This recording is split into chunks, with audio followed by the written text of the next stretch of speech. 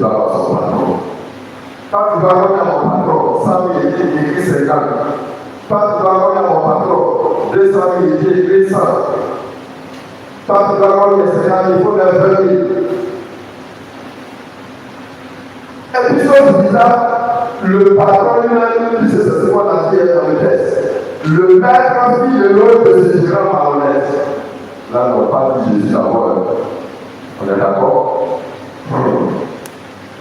On dit le maître fit de l'autre de ce gérant malhonnête car il avait agi avec habileté. Autrement dit, il ne fait pas de l'autre de moi de sa malhonnêteté. Mais il fait de l'autre de moi de son habileté. C'est différent. C'est différent. Et pourquoi le gérant a agi ainsi? Il a compris que où il était là, il était au peur. Donc, il est devenu paresseux. Seigneur. Et puis, il s'est glorifié devant les gens. Il est passé avec sa grosse voiture, avec ses grosses cravates, avec sa veste, 3 salons. Tout le monde va comprendre dans le quartier, dans le pays. Mais quand il a dit manger, il dit ah, ça va durer. Et donc, voilà ce qu'il a trouvé comme compensation. Et le maître dit voilà, lui a vraiment été acquis. C'est que le maître aussi s'arrête pas. Eh bien, en effet, les fils de ce monde sont plus habitants que eux que les fils de la lumière. Ça commence à venir dans ce moment que l'Église est encore restée. Ceux qui sont malhonnêtes, ils sont un côté. Ceux qui sont les fils de lumière, ils sont un côté. Et le maître dit, les fils des ténèbres, ceux qui sont malhonnêtes, vraiment ils sont habiles. Que les fils de la lumière.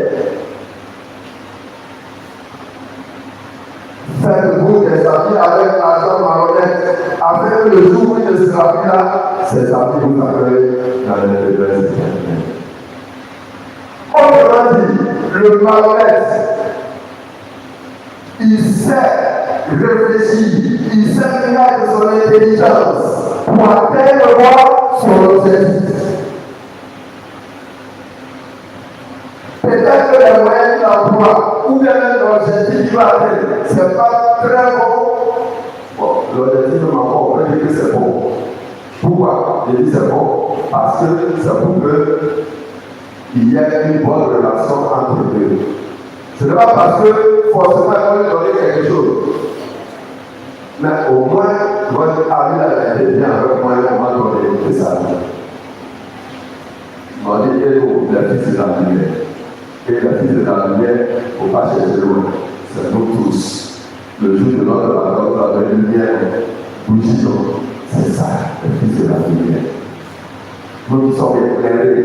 Le jour de notre appel, quand nous avons reçu notre siège, allumé au siège pascal. Donc, désormais éclairés par Jésus.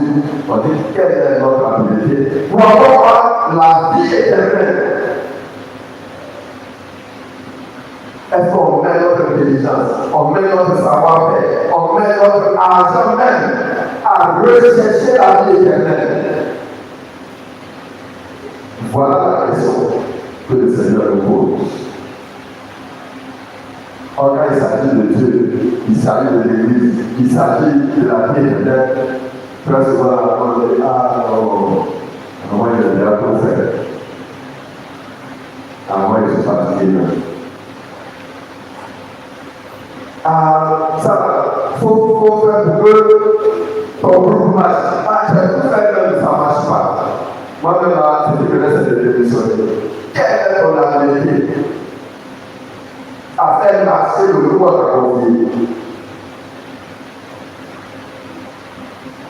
Est-ce qu'on me comprend? Quelle est ton habilité? Mets ton intelligence, mets ton savoir-faire, s'il faut mettre ton argent pour que ça marche. Voilà ce que le Seigneur nous dit dans l'Évangile. Si ce n'est pas